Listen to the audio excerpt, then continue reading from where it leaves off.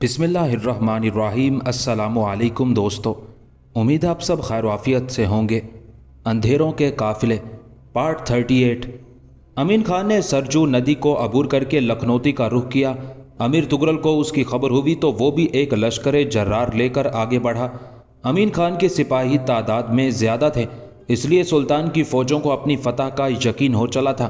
तुगरल ने मैदान जंग में पहुंचने से पहले एक और चाल चली। उसके कारिंदों ने अमीन खान के लश्कर के करीब पहुंचकर ज़ोर शोर से ऐलान किया, तुम लोगों के लिए हमारे आका का पैगाम है कि लोहे की तलवारों से ज़्यादा कीमती सोने की तलवारें होती हैं। होशमंद वो है जो फौलाद के टुकड़ों को ज़मीन पर फेंक कर सोने और चांदी के सिक्के उठा ले।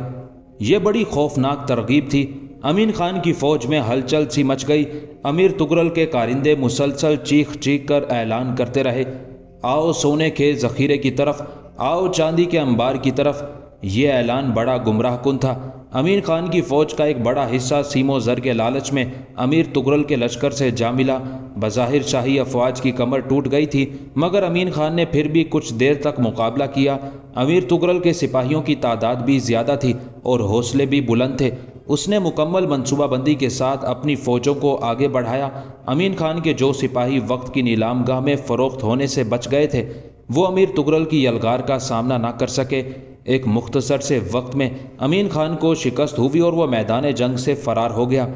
जब सुल्तानी अफवाज के पसपा होने की खबर दहली पहुंची तो अहले दरबार ने देखा कि शिद्दत गम से गयासुद्दीन बलबन का सुर्खो सफ़ेद चेहरा कुछ देर के लिए स्याह हो गया है और वो एक निहायत शिकस्ता इंसान नजर आ रहा है। फिर अहले दरबार ने दूसरा मंजर देखा। अफसुर्दा रंजीदा नजर आने वाला बलबन इतनी देर में संभल चुका था। उमरा और वुज़रा ने उसकी वही बारोब आवाज़ सुनी जिससे लोगों के दिल दहल जाते थे। बलबन इंतहाई कहरनाक लहजे में कह रहा था, अमीन खान को ज़िंदगी की कैद से आज़ाद कर दो। मैं समझ लूँगा कि जहाँ मेरे दूसरे सिपाही फ़रोख्त हो गए, वहाँ अमीन खान ने भी अपने आप को बेच दिया। हुक्म सुल्तानी के बाद शिकस्त खोरदा अमीन खान को कत्ल कर दिया गया और बलबन के इशारे पर मलिक तर्की एक लश्कर जर्रार लेकर अमीर तुगरल की बगावत को कुचलने के लिए आगे बढ़ा। अमीर तुगरल की किस्मत का सितारा अरूज पर था। बलबन की एहतियाती तदाबीर, जंगी असलहे की फरावानी और मलिक तर्की की तमाम तर मनसूबाबंदियों के बावजूद बिसात उलट गई। अमीर तुगरल ने अमीन खान की तरह मलिक तर्की को भी शिकस्त दी और इस बार भी लूट के माल का बहुत बड़ा ज़ख़ीरा उसके हाथ आया। मैदान जंग में अमीर तुगरल की ये दूसरी मुसलसल फतह थी। जब मलिक तर्की मैदान जंग से फ़रार हो रहा था, उस वक्त अमीर तुगरल नुसरत व कामरानी के नशे से सरशार होकर दीवानों की तरह चीख रहा था, अब मुझे कोई शिकस्त नहीं दे सकता। इस मुल्क के तूल अर्ज़ पर हुक्मरानी मेरा मुकद्दर है। दहली के दरो दीवार पर सकूते मर्गतारी था और दरबार शाही पर किसी मकबरे का गुमान हो रहा था। अक्सर लोगों का ख्याल था कि मलिक तर्की की शिकस्त का सदमा दोबारा बलबन को बिस्तर अलालत पर लेट जाने के लिए मजबूर कर देगा। मगर जब सुल्तान दरबार में दाखिल हुआ तो उसकी चाल में वही तमकनत थी और चेहरे पर वही इत्मीनान झलक रहा था। फिर जब बलबन दरबारियों से मुखातिब हुआ तो उन्हें अपनी समातों पर यकीन नहीं आ रहा था। बलबन ने अहले दरबार से पुरजलाल लहजे में कहा, तुम तो इस तरह सोगवार बैठे हो जैसे तुम्हारे सामने सुल्तान गयासुद्दीन की लाश पड़ी है। आखिर एक मामूली सी शिकस्त पर यह नोहा ख्वानी किस लिए? मर्दाने शुजा की ज़िंदगी में ऐसे नाजुक लम्हात भी आ जाते हैं, मगर ये लम्हे हमसे हमारे हौसले छीनने की ताकत नहीं रखते। अब की बार मैं खुद शाही लश्करों की क़यादत करूँगा और वह मंजर अपनी आँखों से देखूँगा कि एक गुलाम अपने आका के सामने किस तरह नमूदार होता है, सर झुकाए हुए या गर्दन को कज किए हुए। बाज़ मुकर्रब वज़रा ने बलबन को समझाने की कोशिश की कि अभी सुल्तान के जिस्म पर तवील बीमारी के मुज़िर असरात का हल्का सा अक्स मौजूद है। इस सूरत में ये थका देने वाला सफ़र शाह की सेहत के लिए किसी बड़े ख़तरात की अलामत भी बन सकता है। शाही तबीबों का भी यही मशवरा था, मगर बलबन ने अपने तमाम नमक ख़ारों की हर इल्तिजा को सख्ती से मुस्तरद कर दिया। तुम लोग मुतमईन रहो, मैं अपने खुदा के भरोसे पर यह बात कह रहा हूँ कि मुझे उस वक्त तक मौत नहीं आएगी जब तक वो गद्दार और बदनस्ल तुगरल अपने इबरतनाक अंजाम को नहीं पहुँच जाएगा। اس کے بعد غیاث الدین بلبن عجیب آمرانہ شان کے ساتھ تغرل کا مقابلہ کرنے کے لیے قصر سفید سے باہر نکلا۔ گرد و پیش کے علاقوں میں جہاں جہاں یہ خبر پہنچتی کہ سلطان حکومت کے ایک وزیر کو اس کے گناہوں کی سزا دینے کے لیے لکھنوتی کی طرف جا رہا ہے، وہاں مقامی لوگ خوف سے لرز کر رہ جاتے۔ برق رفتار گھوڑوں کے سم چمک رہے تھے اور ان سے پیدا ہونے والی آوازیں لوگوں پر ناقابل بیان دہشت طاری کر رہی تھی۔ ہر شخص اپنی جگہ سہما ہوا تھا اور بار بار ماضی کے واقعات پر غور کر رہا تھا کہ کہیں امیر تغرل سے اس کا تو کوئی تعلق نہیں رہا، پھر یہی تعلق اس کی ہلاکت کا سبب بن جائے اور بلبن کا قہر و غضب اسی تعلق کو بنیاد بنا کر گھر کے گھر جلا ڈالے اور ایک شخص کی خاطر اس کی نسل تک کو مٹا ڈالے۔ بلبن کی نفرت کا یہی انداز تھا کہ اس کی برق ستم مجرم شاخ کے ساتھ پورے گلستان کو پھونک ڈالتی تھی۔ راستوں سے غبار اٹھ رہا تھا اور غیاث الدین بلبن کا لشکر تیز رفتاری سے اپنے ہدف کی جانب بڑھ رہا تھا۔ سلطان نے اپنے سپہ سالاروں کو حکم دیا کہ وہ دریائے گنگا میں کشتیاں ڈال دیں، پھر خود شکار کے بہانے سمانا اور سنار گاؤں کی طرف روانہ ہو گیا۔ راستے میں اس نے دیگر انتظامات کیے، مختلف امراء کو ان کی ذمہ داریاں سونپی اور پھر پوری شان و شوکت کے ساتھ گنگا کے راستے لکھنوتی کی طرف بڑھا۔ وہ برسات کا موسم تھا، شدید بارشوں کے سبب دریائے گنگا میں کہیں کہیں طغیانی آئی ہوئی تھی اور خشکی کے راستے ناپید ہو چکے تھے۔ جگہ جگہ پانی بھرا تھا یا ہلکی ہلکی کیچڑ تھی، جس کے باعث فوجوں کو آگے بڑھنے میں دشواری پیش آ رہی تھی۔ سپہ سالاروں نے سوالیہ نظروں سے اپنے سلطان کی طرف دیکھا۔ امور سپہ گری کے ماہرین کی نظروں میں یہ موسم جنگ کے لیے انتہائی ناسازگار تھا۔ بلبن نے اپنے جانثاروں کے چہروں پر لکھی ہوئی پریشانیوں کو فوراً پڑھ لیا۔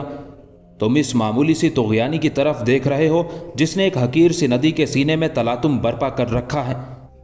افسوس تم نے اپنے سلطان کے سینے کی جانب نگاہ نہیں کی، جہاں نفرت و انتقام کا ایسا سیلاب آیا ہے کہ جس نے بلبن کے دل کی چٹانوں میں ہزاروں شگاف ڈال دیے ہیں۔ مجھے بتاؤ کہ میں آسمانی بارش کی اس فوار کو دیکھوں یا اپنے دل سے ابلتے ہوئے خون کے سمندر پر نظر ڈالوں؟ بلبن کے لہجے میں قہر کی آمیزش کے ساتھ کچھ ایسا کرب بھی شامل تھا کہ تمام سپہ سالار لرز کر رہ گئے اور احساس ندامت سے ان کی گردنیں جھک گئیں۔ اگرچہ گنگا کا پانی اس پر قادر نہیں ہے کہ وہ ہمیں اپنی مرضی کے مطابق بہا کر لے جائے، لیکن ہم پھر بھی اپنے جسم اس کے حوالے کر دیں گے۔ دریا کے پاس چند ڈوبتی ابھرتی موجوں کے سوا اور کیا ہے، مگر ہم ایک سلسلہ موجے بلاخیز رکھتے ہیں۔ گنگا کو ہمیں راستہ دینا ہی ہوگا۔ بوڑھے سلطان کے حوصلوں کو دیکھ کر جوانیاں شرما رہی تھی اور غیاث الدین بلبن شجاعت و مردانگی کی طویل داستان میں ایک نئے باب کا اضافہ کر رہا تھا۔ پھر ہندوستان کا یہ جانباز فرما روا اپنے لشکر جرار کو لے کر ناہموار راہوں پر آگے بڑھا۔ اسی دوران امیر تغرل کے جاسوسوں نے خبر دی کہ اب کی بار شاہی افواج کی قیادت سلطان خود کر رہا ہے۔ تغرل سوچ بھی نہیں سکتا تھا کہ بوڑھا اور بیمار بلبن ایسے ناسازگار موسم میں قصر سفید سے نکل کر لکھنوتی تک آ پہنچے گا۔ میں تمہاری ان اطلاعات کا کیا مفہوم اخذ کروں جب تم نے کہا تھا کہ سلطان کو شدید بیماری نے تھکا ڈالا ہے اور اب وہ کسی محاذ جنگ پر مارکہ آرائی کے قابل نہیں رہا ہے؟ تغرل نے انتہائی برہم لہجے میں اپنے جاسوسوں کو مخاطب کرتے ہوئے کہا۔ خداوند عالم، جاسوسوں نے لرزتے جسموں کے ساتھ دست بستہ عرض کیا، ہمیں خود بھی حیرت ہے کہ وہ بوڑھا شیر اپنی کچھار سے باہر کس طرح نکل آیا۔ امیر تغرل کے مصاحب اسے خداوند عالم کے لقب سے پکارتے تھے اور وہ اس لفظ کی گونج سے اس قدر سرشار ہو جاتا تھا کہ خیالوں میں اپنے آپ کو پوری دنیا کا مالک سمجھنے لگتا تھا۔ مگر اس بار خداوند عالم کی تکرار نے امیر تغرل کے اعصاب پر کوئی خوشگوار اثر نہیں چھوڑا۔ اسے شیر مت کہو۔ تغرل کا لہجہ کچھ اور قہرناک ہو گیا تھا۔ ہماری جانثاریوں اور سرفروشیوں نے اسے شہنشاہ بنایا تھا۔ آج جب ہم نے اس کا ساتھ چھوڑ دیا ہے تو اہل دنیا اپنی آنکھوں سے دیکھ لیں گے کہ وہ تندرست و توانا شیر ہے یا شکست کے زخموں سے چور لنگڑاتا ہوا ایک ناتواں اور حقیر چیتا۔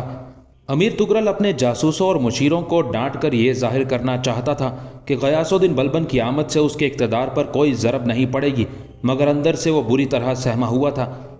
تغرل کو ماضی کے وہ مناظر یاد آ رہے تھے کہ جب اس کی گردن میں بلبن کا توق غلامی موجود تھا اور وہ آقا کی خوشنودی کے لیے ایک ایک قدم پر سجدہ ریز نظر آتا تھا۔ اسی احساس غلامی نے تغرل کو ناقابل بیان خوف میں مبتلا کر دیا تھا۔ تغرل نے اپنے تاریک ماضی کو جھٹلا کر آقا کے وجود کی نفی کرنا چاہی، لیکن وہ بلبن کی شخصیت کے طلسم سے آزاد نہیں ہو سکا۔ اگر تغرل کو ذرا بھی یقین ہو جاتا کہ ملک ترکی اور امین خان کی طرح بلبن بھی شکست سے دوچار ہوگا تو وہ بے لباس ہو کر اپنے آقا کے مقابلے پر اتر آتا، لیکن تغرل اچھی طرح جانتا تھا کہ بلبن کس شان کا سپاہی ہے اور وقت نے کیسی کیسی عظیم الشان فتوحات کے تمغے اس کے جسم پر سجائے ہیں۔ اسی خیال نے تغرل کو مجبور کیا کہ وہ مارکا آرائی سے گریز اختیار کرے۔ پھر تغرل کے فوجیوں نے یہ عجیب و غریب حکم سنا، تمام سپاہی اپنا سامان سفر باندھیں اور لکھنوتی سے جاج نگر کی طرف کوچ کریں۔ کہاں سلطان سے مقابلے کے لیے پرجوش تقریریں اور بلند و بانگ دعوے، اور کہاں یہ فرار۔ سپاہیوں کی سمجھ میں کچھ نہیں آ رہا تھا، مگر وہ تغرل کے حکم کے بندے تھے۔ چاروں ناچار جاج نگر کی طرف بڑھنے لگے۔ کچھ معتمد سپہ سالاروں نے اپنے فرما روا تغرل سے اس حکمت عملی کی وجہ دریافت کی تو وہ انتہائی رازدارانہ لہجے میں کہنے لگا، میں اپنے پسندیدہ محاذ پر بلبن کا مقابلہ کروں گا۔ تغرل نے شاطرانہ لہجے میں کہا، میں لکھنوتی کی حدود سے نکل کر اسے حیران کر دینا چاہتا ہوں۔ اس کے ساتھ ہی تغرل اپنا تمام خزانہ ساتھ لے کر جاج نگر کی طرف روانہ ہو گیا۔ بلبن کو اپنے منصوبے میں ناکامی کا سامنا کرنا پڑا۔ شدید بارشوں اور ناہموار راستوں نے کئی مقامات پر سلطانی افواج کو آگے بڑھنے سے روک دیا۔ ایسے مواقع پر بلبن جھنجھلاہٹ کا شکار ہو کر اپنے سپہ سالاروں سے کہنے لگتا، شاید قدرت بھی تغرل کی مدد کر رہی ہے۔ اگر اسی طرح تاخیر ہوتی رہی تو وہ نمک حرام کسی محفوظ مقام پر بآسانی منتقل ہو سکتا ہے، مگر وہ میری شمشیر کی زد سے کب تک بچے گا؟ یہ شمشیر اسی لیے ڈھالی گئی ہے کہ غداروں کا خون پیتی رہے اور اس کی آب و تاب ہمیشہ برقرار رہے۔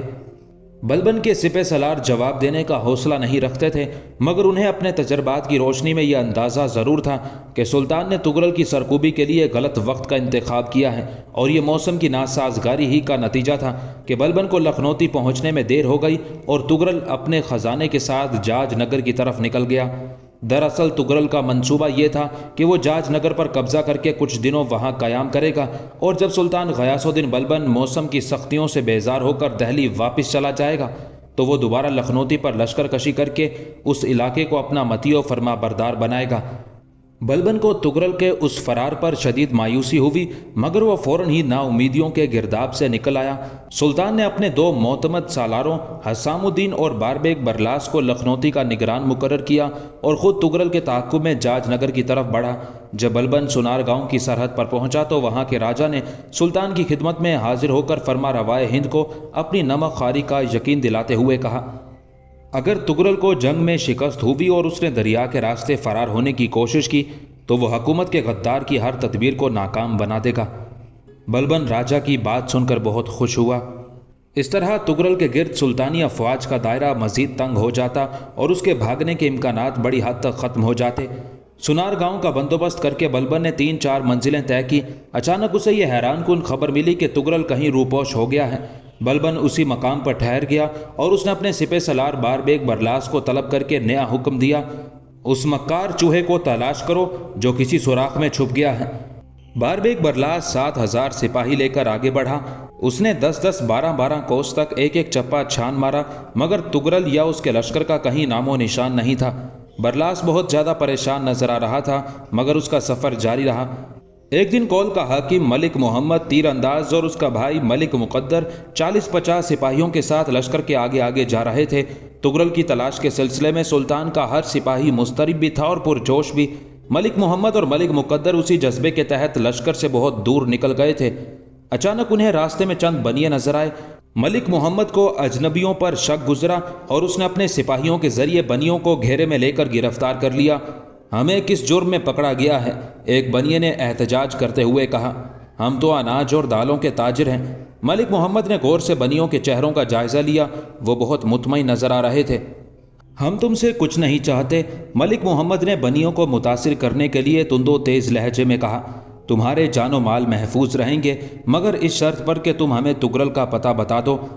ہمارا تغرل سے کیا تعلق ہے؟ وہ لکھنوتی کا حکمران اور ہم غریب سوداگر، دوسرے بنیے نے بے پرواہی کا مظاہرہ کرتے ہوئے کہا۔ ملک محمد کے ہونٹوں سے آگ برسنے لگی۔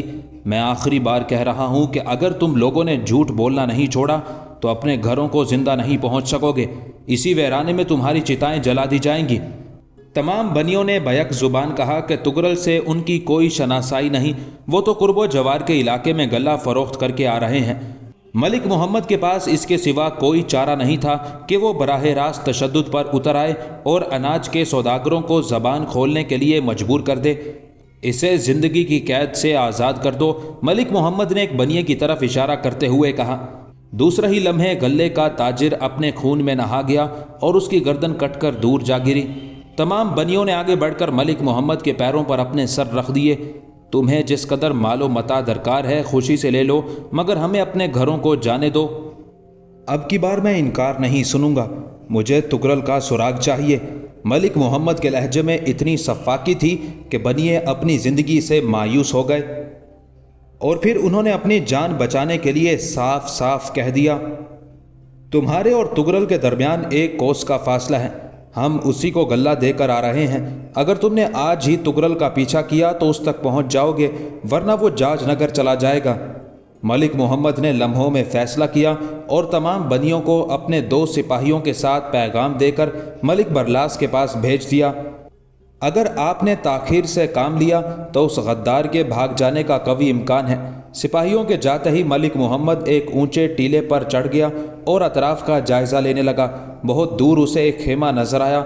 मलिक मोहम्मद ने सोचा कि अगर सिपह सलार बरलास बर वक्त कोई फैसला ना कर सका तो जाज नगर के जंगलात तुगरल को पनाह दे देंगे और फिर उसे तलाश करना तकरीबन नामुमकिन हो जाएगा।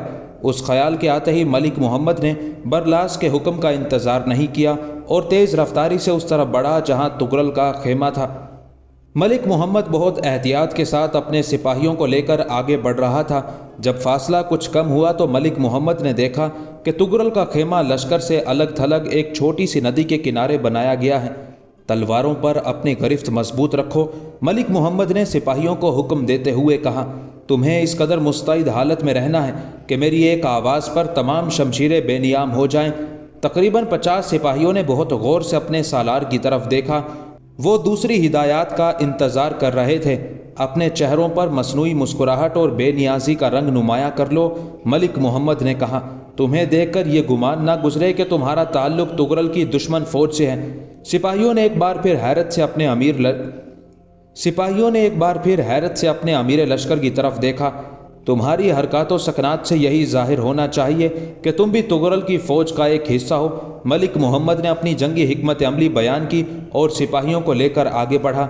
मलिक मोहम्मद ने देखा कि तुगरल के सिपाही दूर दूर फैले हुए हैं। उन्होंने अपने हथियार खोल दिए हैं और घोड़े इधर उधर घास चरते फिर रहे हैं। ये हमारी खुशनसीबी है कि तुगरल तहक्कुब के हर खतरे से मुकम्मल तौर पर बेनियाज हो चुका है। मलिक मोहम्मद ने अपने भाई मलिक मुकद्दर से सरगोशी करते हुए कहा, नमक हराम को यह अंदाज़ा ही नहीं कि सुल्तानी लश्कर उसे पाने के लिए कितना बेकरार है, मगर हमारे ये चंद सिपाही उस पर किस तरह काबू पाएंगे। मलिक मुकद्दर का लहजा फिक्र अंगेज था। तुम अपने दिमाग को परेशान ना करो, मलिक मोहम्मद ने भाई को समझाते हुए कहा। मेरे जहन में एक ख़ास मंसूबा है, बस खुदा हमारी दस्तगीरी करे। ये मुट्ठी भर सिपाही तुगरल की नाम नेहाद हुकूमत का तख्ता उलटने के लिए काफ़ी हैं। मलिक मुकद्दर खामोश रहा। अभी तक वो अपने भाई के मंसूबे को समझने में नाकाम रहा था। मलिक मोहम्मद ने कसदन वो रास्ता इख्तियार किया जहां तुगरल के सिपाहियों की बहुत थोड़ी तादाद मौजूद थी। इस तरह किसी बड़े तसादुम के इम्कानात बहुत कम थे और मलिक मोहम्मद का मंसूबा कामयाबी से हमकिनार हो सकता था। मलिक मोहम्मद कुछ और आगे बढ़ा। उसने अपने सिपाहियों को मामूली फासला रखते हुए मुंतशिर हो जाने का हुक्म दिया था।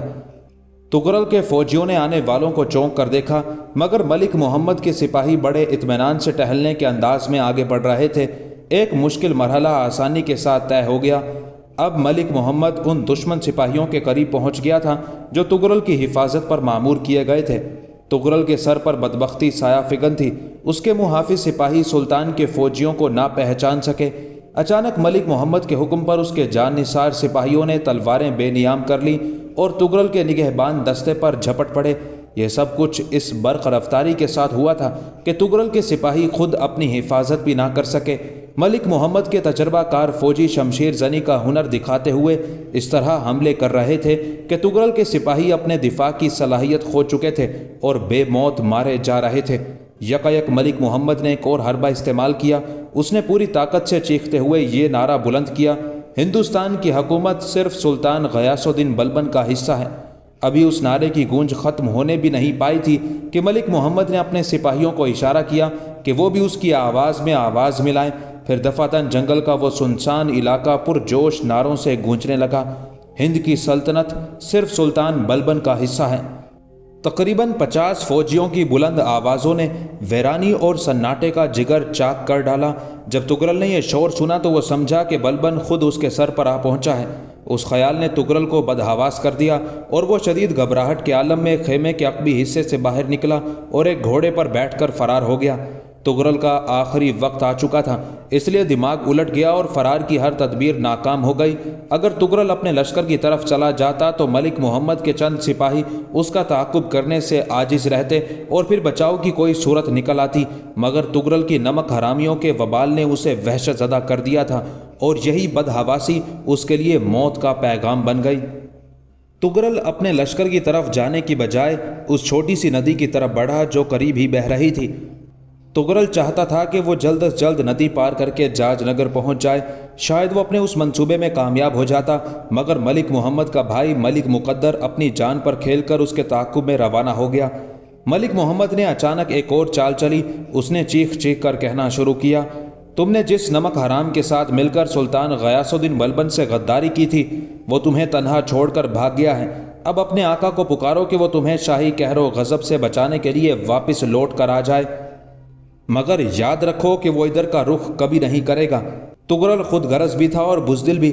اب تمہاری نجات کا کوئی تیسرا راستہ نہیں، ہتھیار پھینک کر دوبارہ سلطان کی غلامی کا طوق پہن لو یا پھر تم بھی اپنے نمک حرام آقا کی طرح فرار ہو جاؤ۔ ملک محمد اور اس کے سپاہیوں کی تیز آوازیں دور دور تک گونج رہی تھیں۔ تغرل کے فرار کی خبر سن کر اس کے لشکر میں سخت ابتری پھیل گئی۔ کچھ فوجیوں نے سوچا کہ وہ مرکز کی طرف لوٹ جائیں اور سلطان کے سامنے گناہوں کا اعتراف کر کے رحم کی بھیک مانگیں، مگر دوسرے سپاہیوں نے انہیں اس ارادے سے باز رکھتے ہوئے کہا، جدھر بھی راہ ملے ادھر بھاگ چلو، سلطان مجرموں کو کبھی معاف نہیں کرتا۔ پھر ملک محمد نے دیکھا کہ تغرل کے فوجی مقابلہ کرنے کی بجائے انتہائی افراتفری کے عالم میں فرار ہو رہے ہیں۔ دوسری طرف ملک مقدر تغرل کا تعاقب کر رہا تھا۔ اس دوران کئی بار فاصلہ کم ہوا مگر تغرل ملک مقدر کی زد پر نہیں آیا۔ یہ تغرل کی بد نصیبی تھی کہ وہ تنہا بھاگ رہا تھا، مگر مقدر نے آخری کوشش کے طور پر اپنے گھوڑے کو ایڑ دی۔ گھوڑا بھی اپنے مالک کی مرضی کو سمجھ چکا تھا۔ اس کے جسم میں بجلیاں سی بھر گئیں، یہاں تک کہ ایک جانور نے آقا سے وفاداری کا حق ادا کر دیا۔ ملک مقدر کا گھوڑا اس وقت تغرل کے قریب پہنچا جب وہ غدار سلطنت ندی کو عبور کرنے والا تھا۔ ملک مقدر نے اس لمحے کو غنیمت سمجھا اور گھوڑے کی پشت پر بیٹھے بیٹھے ایک زہریلا تیر تغرل کی طرف چھوڑا۔ ایسے ہوائی نشانے اکثر ناکامی سے دوچار ہوتے ہیں، مگر ملک مقدر کی قسمت اپنے عروج پر تھی اور تغرل بدترین گردش کا شکار تھا۔ وہ تیر جو برق رفتار گھوڑے کی پشت سے چھوڑا گیا تھا تغرل کی گردن میں پیوست ہو گیا۔ تغرل نے سنبھلنے کی کوشش کی مگر گھوڑے کی لگام اس کے ہاتھ سے چھوٹ گئی اور وہ اس طرح نیچے گرا کہ اس کا آدھا جسم ندی کے کنارے پر تھا اور آدھا پانی کے اندر۔ ملک مقدر جوش جذبات میں گھوڑے سے کود پڑا اور اس نے تغرل کو کھینچ کر پانی سے باہر نکالا۔ وہ درد کی شدت سے چیخ رہا تھا، تم آ گئے میرے جان نثار، باقی فوج کہاں ہے؟ تغرل کی زبان لڑکھڑا رہی تھی۔